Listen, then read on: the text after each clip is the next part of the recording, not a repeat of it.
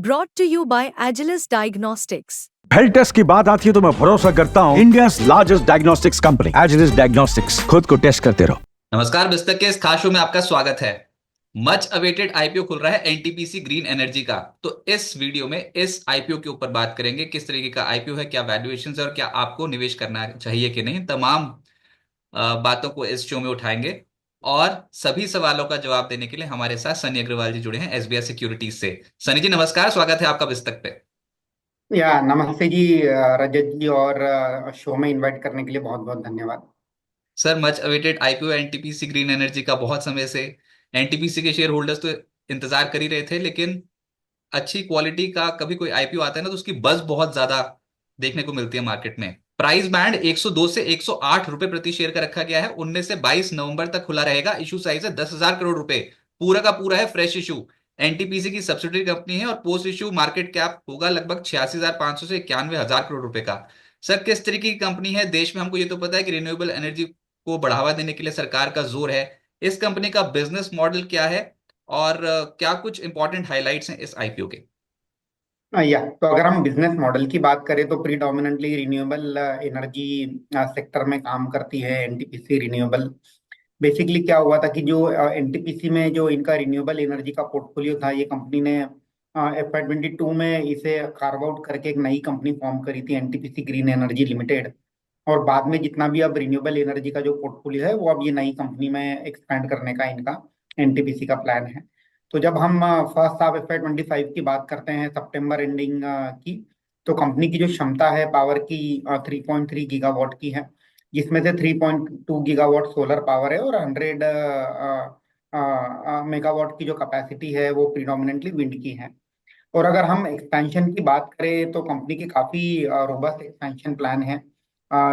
मैं आपके साथ शेयर कर देता हूँ क्या एक्सपेंशन प्लान है। FY 24 में कंपनी की जो कैपेसिटी 3 गीगावाट थी, सितंबर एंड में ये बढ़ करके हो गए 3.3 गीगावाट। FY 25 के एंड में कंपनी का ये मानना है कि इनकी जो कैपेसिटी है बढ़कर 6 गीगावाट हो जाएगी। और FY 26 में ये 6 वाली बढ़कर 11 हो जाएगी। FY 27 में 11 वाली बढ़कर के 19 गीगावाट हो जाएगी, 19 गीगावाट। और FY 32 में 6 गीगावाट का कंपनी का टारगेट है। तो अगर मैं FY 24 से FY 32 की बात करूँ तो तकरीबन तकरीबन 20 गुना कैपेसिटी एक्सपेंशन हम एनटीपीसी ग्रीन में पावर के ओर से आते देखेंगे। हालांकि कंपनी ने ये भी कहा है कि FY 32 का जो टारगेट है शायद ये FY 30 में ही अचीव कर ले। तो कहीं ना कहीं एक अनुमान है कि 2 साल पहले 60 गीगावाट की कैपेसिटी ये अपना टारगेटेड ईयर से पहले अचीव कर सकते हैं। और इसके अलावा और दो बिजनेस है जहाँ सिर्फ आजकल सिर्फ सोलर पावर जनरेट करना ही इम्पोर्टेंट नहीं है, उसे स्टोर करके टाइमली सप्लाई करना भी इम्पोर्टेंट है। तो आगे जाकर के जो ट्रेंड होगा कि आपने दिन में सोलर पावर जनरेट कर लिया, फिर उसे BESS जो हम कहते हैं बैटरी एनर्जी स्टोरेज सॉल्यूशन, उसके तहत आप बैटरी में पावर स्टोर करोगे ड्यूरिंग द डे टाइम, और during the peak hour evening में या रात में जब पावर की रिक्वायरमेंट रहेगी तो आप उसके थ्रू आप पावर सप्लाई करोगे। तो BESS का एक जो कारोबार है, कंपनी ने उसके ऊपर हालांकि ज्यादा डिटेल शेयर नहीं की है। That is something which can add value और इंस्टॉल कैपेसिटी में एक एडिशन कर सकती है।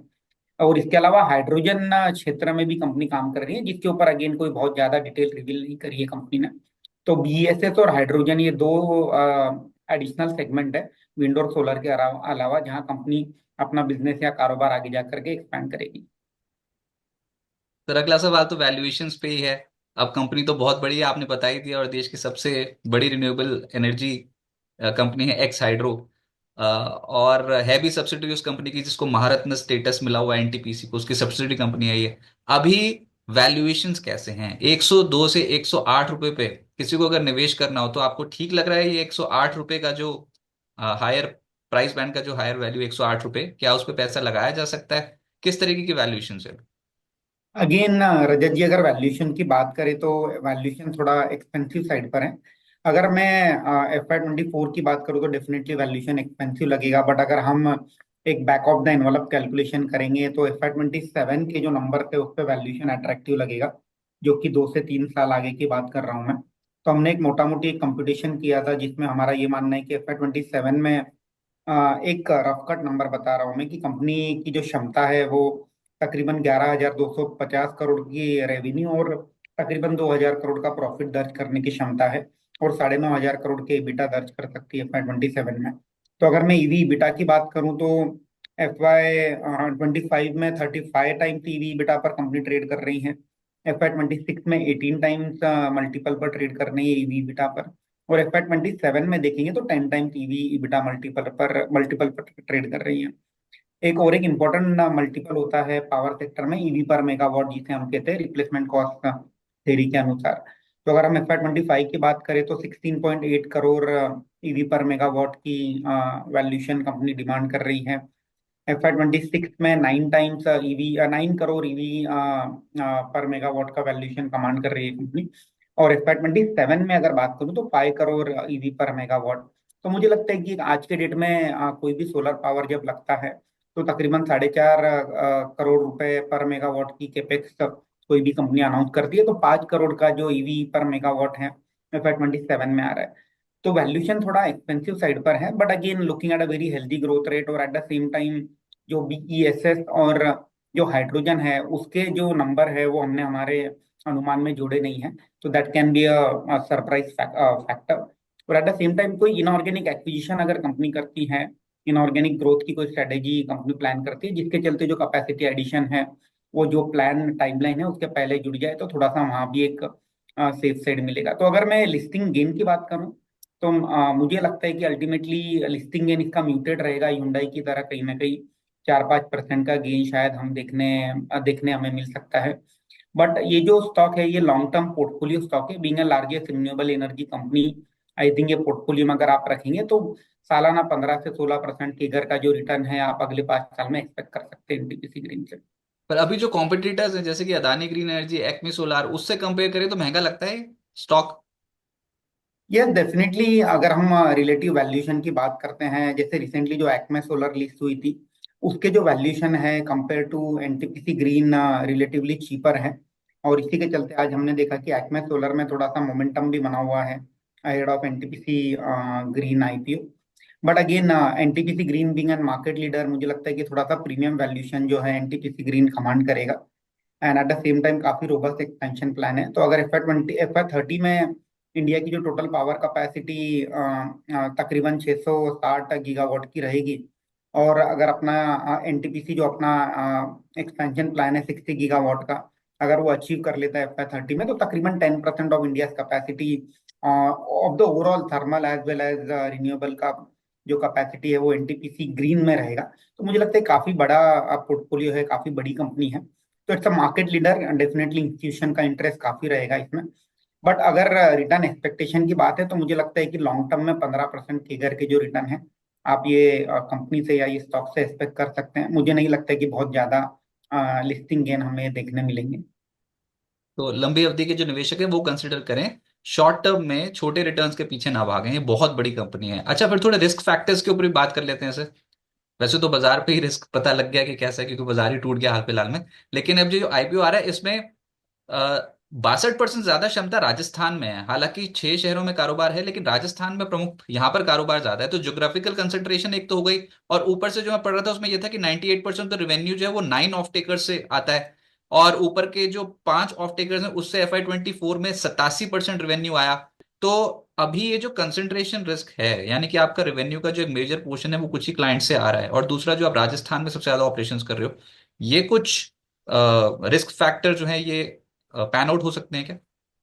ये डेफिनेटली जो जियोग्राफिकल कंसंट्रेशन है या जो क्लाइंट का कंसंट्रेशन है, इसमें कोई दो राय नहीं है कि थोड़ा सा स्क्यूड है NTPC ग्रीन के लिए। बट अगर मैं सोलर पावर की बात करूँ तो मुझे लगता है कि राजस्थान से कोई अच्छी बेहतर जगह नहीं होगी शायद। उन्होंने जब फिजिबिलिटी स्टडी की होगी तो उसी के चलते मुझे लगता है कि जब आप पहले जब प्रोजेक्ट लगाते हैं तो definitely one of the best area जहाँ सबसे ज्यादा आपको PLF फैक्टर मिलेगा वहां लगाने की कोशिश कंपनी ने की होगी। इसी के चलते मुझे लगता है कि राजस्थान में एज ऑफ नाउ कैपेसिटी बहुत ज्यादा दिख रही है, कॉन्सेंट्रेटेड दिख रही है। But as the company expand the capacity मुझे लगता है कि जियोग्राफिकल रिस्क जो है वो आगे जा करके कम हो जाएगा। और रही क्लाइंट ऑप्टिकर जिसे कहते हैं, जो क्लाइंट है वो प्रीडोमिनेंटली अगर आप देखेंगे तो सेल डिस्काउंट जो होते हैं वही है। मैं जिस तरह से डेटा देख रहा था RHP में तेलंगाना डिस्काउंट 47% कॉन्ट्रीब्यूट करता है रेवेन्यू को। At the same time Uttar Pradesh power corporation तकरीबन 8% कंट्रीब्यूट करता है। गुजरात ऊर्जा विकास निगम तकरीबन 2.5%, जो कि सेंट्रल गवर्नमेंट की ऑर्गेनाइजेशन है, 8%। तो मुझे लगता है कि अल्टीमेटली जितने भी ऑप्टेकर है प्रीडोमिनेटली गवर्नमेंट बैक एजेंसीज हैं, और इनके यूजुअली जो पावर एग्रीमेंट होते हैं 20 से 25 साल के होते हैं। तो मुझे नहीं लगता है कि वहाँ कोई बहुत बड़ा रिस्क फैक्टर है अगर हम क्लाइंट के परस्पेक्टिव से बात करें। All the clients are government back entity, और अपने जो कॉन्ट्रैक्ट है वो लॉन्ग टर्म में मुझे लगता है कि डेफिनेटली इसको एग्री करेंगे, और इसमें कोई ऐसे कोई बहुत बड़ा रिस्क फैक्टर लगता नहीं है। अगेन, जैसे जैसे कंपनी अपनी कैपेसिटी एक्सपैंड करेगी, ऑब्वियसली जो क्लाइंट के एंड पे जो रिस्क है वो भी हम डाइवर्सिफाई होते देखेंगे आगे जाकर।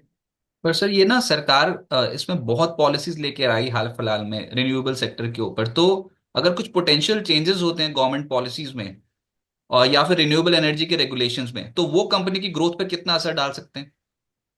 ये डेफिनेटली आई थिंक ऐसा कोई भी सेक्टर नहीं है जहाँ गवर्नमेंट का रेगुलेशन का इम्पैक्ट नहीं आता है। डेफिनेटली गवर्नमेंट की जो रेगुलेशंस है सभी सेक्टर को इम्पैक्ट करते हैं, और जो पावर सेक्टर है उसमें भी कहीं ना कहीं हम इम्पैक्ट आते देख सकते हैं। केस इन पॉइंट एक एग्जांपल देना चाहूंगा मैं। जैसे सोलर मॉड्यूल है, आज के डेट में डोमेस्टिक इंडस्ट्री को सपोर्ट करने के लिए गवर्नमेंट ने सोलर मॉड्यूल इंपोर्ट पर इंपोर्ट ड्यूटी लगा रखी है, जिसके चलते इंडिया में जो सोलर मॉड्यूल मैन्युफैक्चरर हैं उन्हें कहीं ना कहीं एक लीवे मिलता है थोड़े ऊंचे भाव में बेचने के लिए, क्योंकि चाइना से जो इंपोर्ट है सोलर मॉड्यूल का वो कम रेट पर आते हैं। तो अगर कल को हाइपोथेटिकली अगर कल गवर्नमेंट कल को जाकर के जो इंपोर्ट ड्यूटी के थ्रू जो प्रोटेक्शन है डोमेस्टिक इंडस्ट्री को वो हटा देती है, तो डोमेस्टिक डोमेस्टिक जो सोलर मॉड्यूल मैन्युफैक्चरर हैं उन्हें कहीं ना कहीं उनके सेल्स में दिक्कत आती नजर आएगी। तो मुझे लगता है कि गवर्नमेंट के जो रेगुलेशन है वो हर सेक्टर को इम्पैक्ट करते हैं, बट एनटीपीसी ग्रीन के केस में ये ऐसा मुझे लगता है कि ultimately it's a long term utility based business model. इसमें कोई बहुत ज्यादा इम्पैक्ट हमें देखने नहीं मिलेगा। Only one risk factor can be कि आज आज समझो आज आपने पीपीए 4 रुपए पर यूनिट से या 2.5 रुपए पर यूनिट से साइन किए हैं, और कल को due to some reason power के जो रेट हैं वो बहुत ही ज्यादा घट जाते हैं सोलर साइड में, 1 रुपया या 1.5 रुपया, और उसी के चलते जो ऑप्टेकर है वो मना कर दे कि हमें तो मार्केट में बहुत कम रेट में ये पावर की सप्लाई मिल रही है, तो we would like to renegotiate the power tariff. वो केस में डेफिनेटली इम्पैक्ट हो सकता है। बट मुझे लगता है कि अल्टीमेटली जो पावर प्रोक्योरर होता है, ऑप्टेकर होता है, वो भी मिक्स एंड मैच करता है। आपने किसी एक प्लेयर से 4 रुपए में पावर का एग्रीमेंट साइन किया है, किसी दूसरे प्लेयर से 3 या 2.5 में किया, तो अल्टीमेटली मिक्स एंड मैच करके अपनी जो डिमांड सप्लाई है उसको वो केटर करते हैं। तो ये रिस्क फैक्टर कोई बहुत बड़ा एनटीपीसी ग्रीन के लिए मुझे नहीं नजर आता। अच्छा, ये जो प्रोजेक्ट्स होते हैं तो फिर लॉन्ग जेस्टेशन पीरियड के होते हैं, बहुत पैसा लगता है इन प्रोजेक्ट्स को, आने वाले समय के लिए भी और पैसा रेज करने का एक स्कोप है। हो सकता है कि एनटीपीसी ग्रीन एनर्जी और भी पैसा रेज करे, क्योंकि प्रोजेक्ट्स इतने ह्यूज क्वांटम के हैं ना। लेकिन मुद्दा ये कि सभी एकदम से होल्ड लग गई कि रिन्यूएबल एनर्जी में आएंगे, ग्रीन एनर्जी में आएंगे, हर कंपनी, हर बड़ी कंपनी, हर बड़ा ग्रुप रिन्यूएबल एनर्जी सेक्टर पे आना चाहता है। तो ऐसे में ये जो 89% के बेटा मार्जिन है, ये प्रोटेक्ट कर लेगी कंपनी इतना आसानी से? डेफिनेटली, क्योंकि अल्टीमेटली जो सोलर एनर्जी के जो प्रोजेक्ट होते हैं उसमें कोई बहुत ज्यादा आपको ऑपरेटिंग रॉ मटेरियल या कुछ लगता नहीं है। Predominantly it's a more of an maintenance kind of business. एक बार आपने सोलर पैनल इंस्टॉल कर दिया उसके बाद थोड़ा सा उसका मेंटेनेंस, क्लीनिंग और वो सब एक्सपेंसेस होते हैं। जैसे थर्मल पावर में हम देखते हैं कि कोल लगता है या दूसरा फीड स्टॉक लगता है, उसके दामों में ऊपर नीचे उतार चढ़ाव होता है, तो उसका इम्पैक्ट हम मार्जिन पर आते देखते हैं।